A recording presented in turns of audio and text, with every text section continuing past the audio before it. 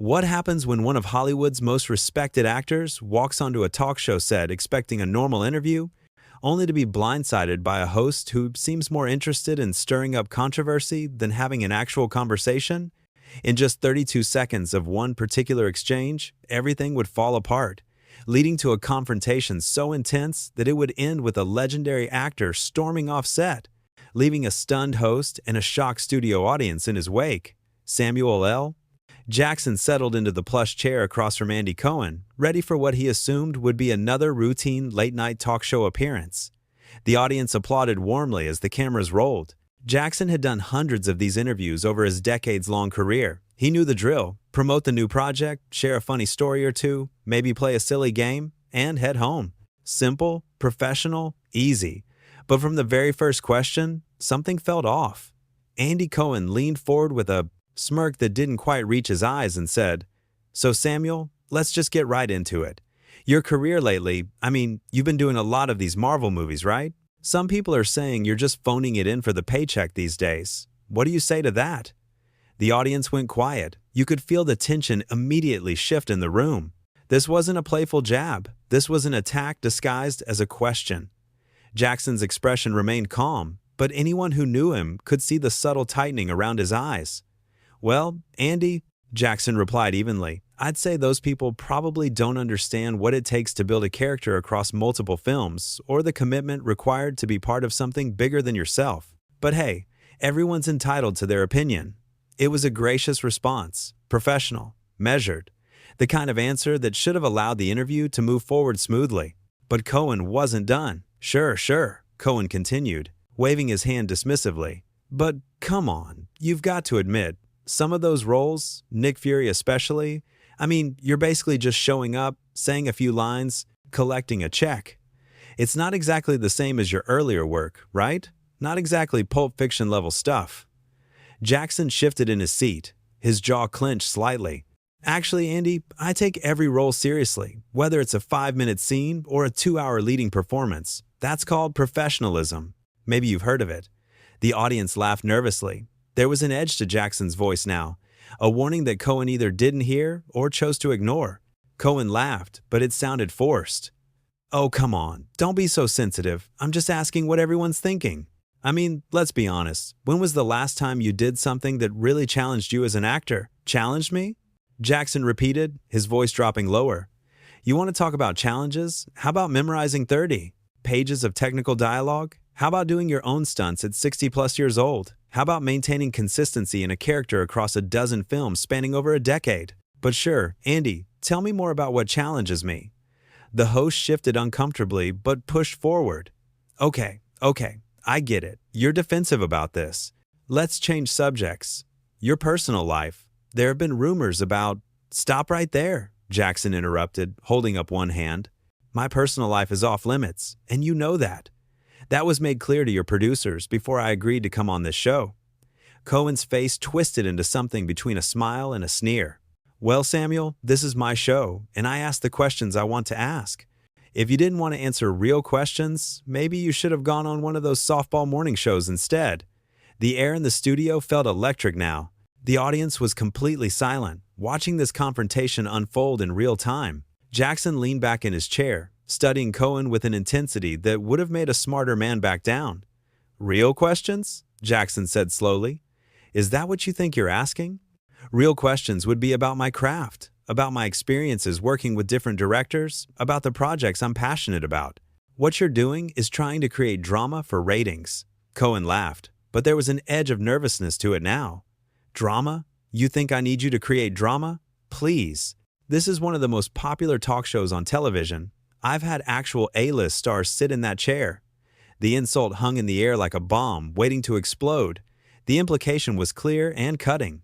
Samuel L. Jackson, a man with over 100 films to his name, one of the highest-grossing actors of all time, was being told he wasn't A-list. The disrespect was staggering. Jackson's eyes went cold. "Actual A-list stars," he repeated quietly. "Is that right?" "Yeah," Cohen continued, apparently unable to read the room or simply not caring. No offense, but you're kind of a supporting player, right? You pop up here and there, but you're not exactly leading man material anymore." if you ever really were.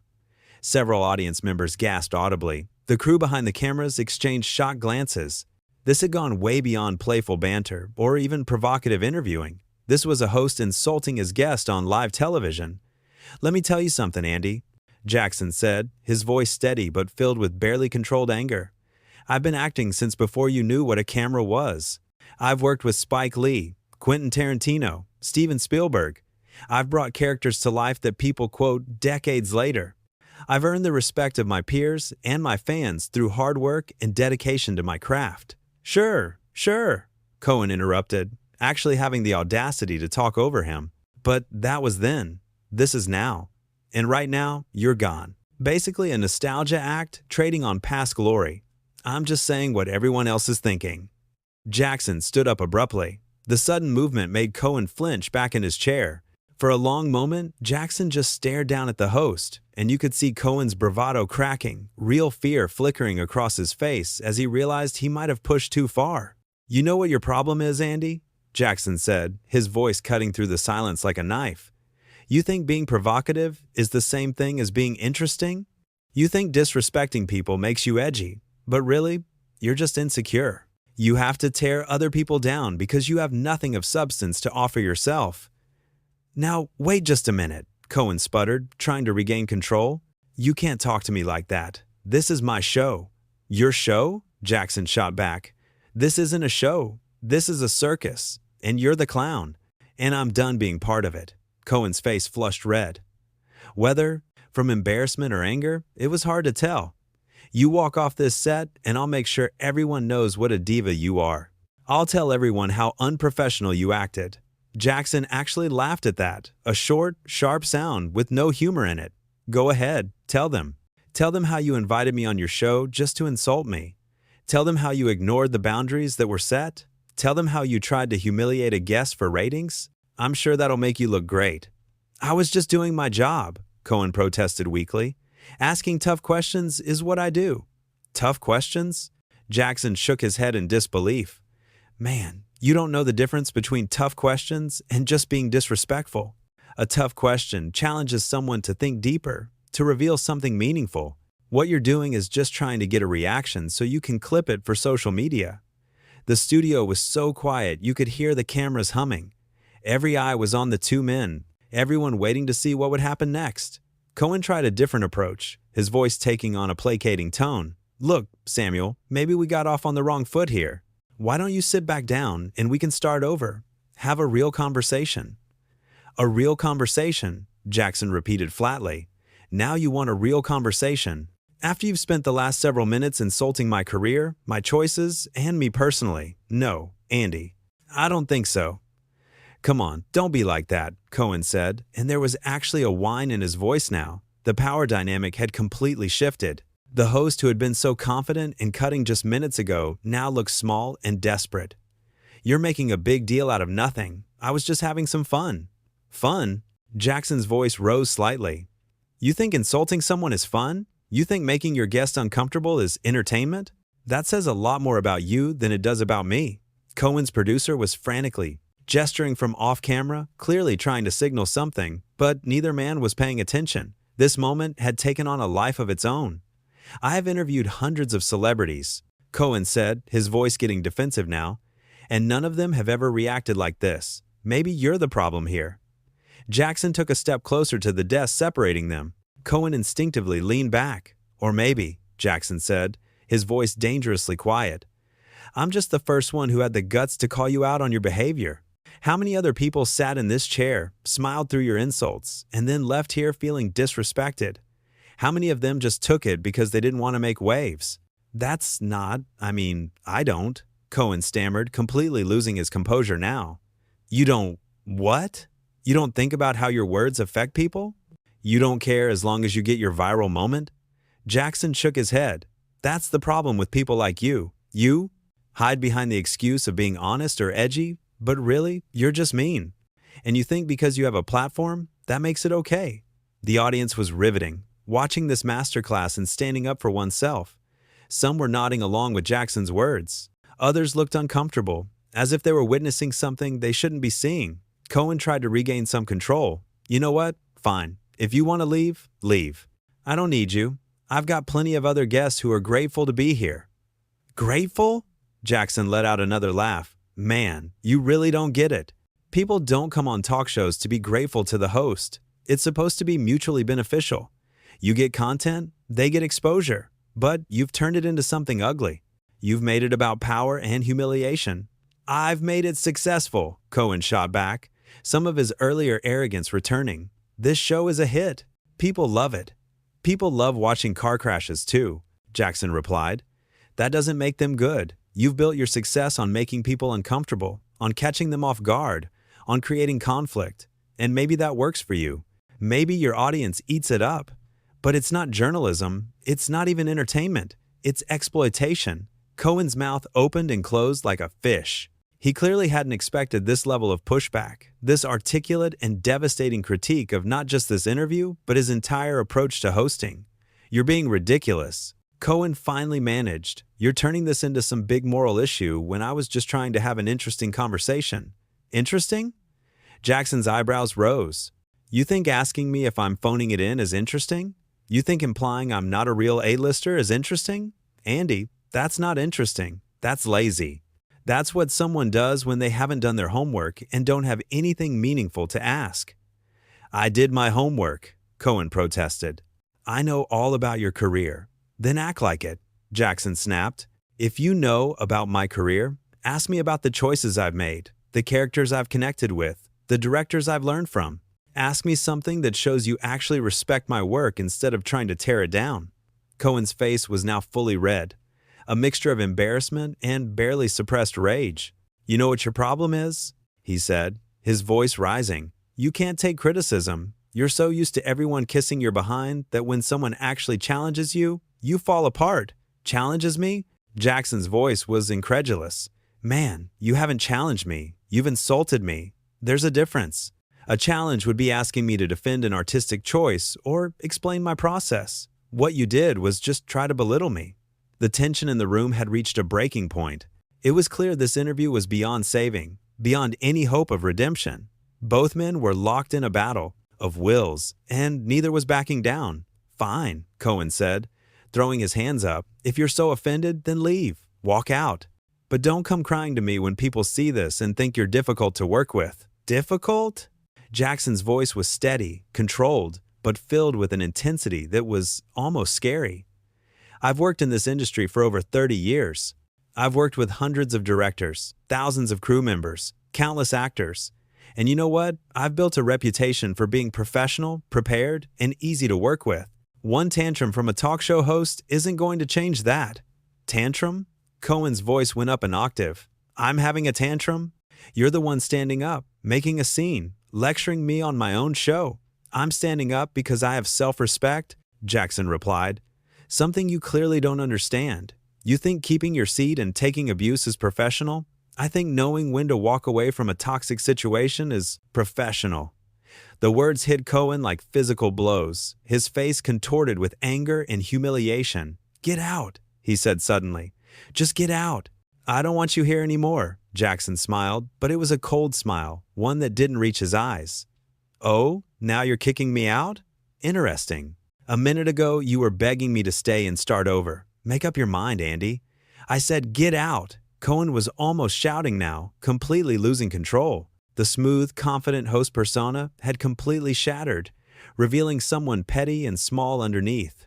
"I'm going," Jackson said calmly. "I was already going, but I want to make something clear before I do." He turned to face the camera directly, ignoring Cohen entirely now. "To anyone watching this, to anyone who might come on this show in the future, don't let anyone treat you with disrespect. I don't care if they have a platform. I don't care if they're famous. I don't care if walking away might cost you something. Your dignity is worth more than any appearance, any exposure, any opportunity." "Oh, please," Cohen scoffed, but his voice was weak now, defeated. "Spare us the inspiring speech." Jackson ignored him, still speaking to the camera. "Respect is not negotiable. And when someone shows you they don't respect you, believe them and act accordingly." Then he turned back to Cohen one last time. "Good luck with your show, Andy. I hope you figure out the difference between being interesting and being cruel before you run out of guests willing to put up with you." With that, Samuel L. Jackson unclipped his microphone, set it carefully on the chair, and walked off the set.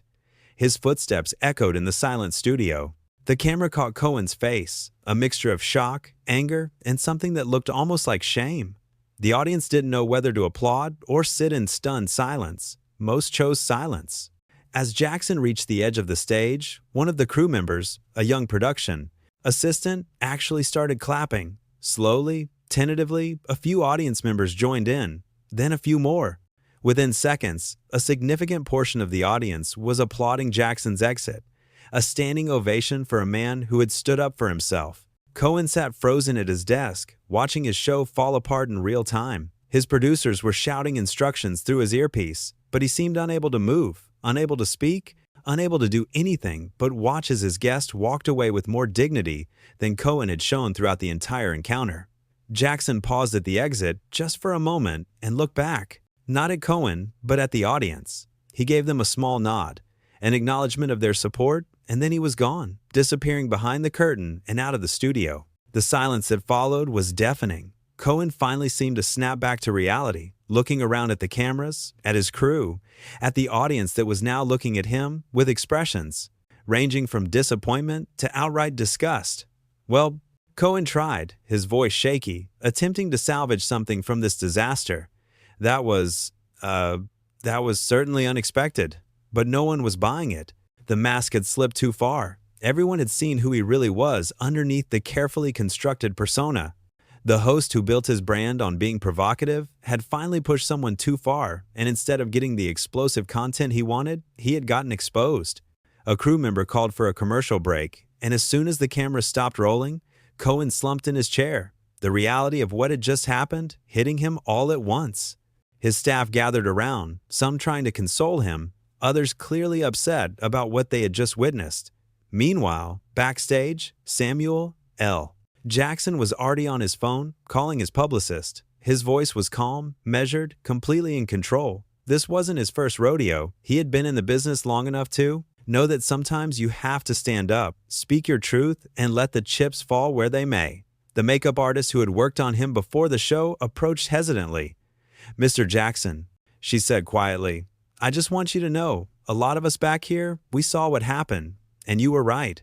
Thank you for saying what a lot of people have been thinking." Jackson smiled at her, a real smile this time, warm and genuine. "Thank you," he said simply. "Sometimes you just have to draw a line." Back in the studio, Cohen was trying to figure out how to continue the show. His next guest was scheduled to come out in just a few minutes, but the energy in the room was all wrong. The audience was restless, murmuring among themselves. Some were even getting up to leave, which almost never happened during a taping. One of the producers suggested they cancel the rest of the taping, but Cohen refused. "We're going to finish this show," he said, his voice hard. "We're professionals." But the damage was done. When the next guest came out, a young comedian promoting her first Netflix special, the energy was flat. The audience's applause was lukewarm. And when Cohen tried to slip back into his usual interviewing style, making a slightly cutting joke about her outfit, the audience reaction was immediate and negative. A few people booed. Others just stared at him coldly. The comedian, sensing the hostile environment, kept her answers short and professional. She wasn't about to give Cohen any ammunition, not after what everyone had just witnessed. The segment that was supposed to run 15 minutes was cut short at 8, and everyone was relieved when it ended.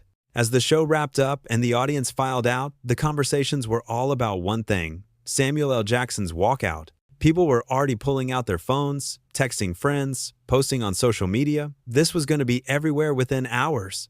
In his dressing room, Jackson was packing up his things, completely unbothered by the chaos he had left behind.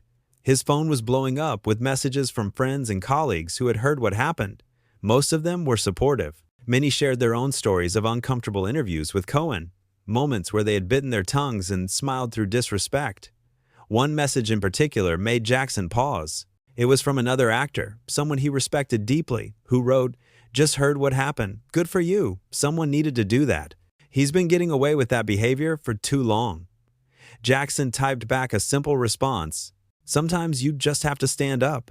The ripple effects of what happened in that studio would be felt for much longer than anyone initially realized. But in that moment, as Samuel L. Jackson walked out of the building and into the cool evening air. He felt nothing but relief.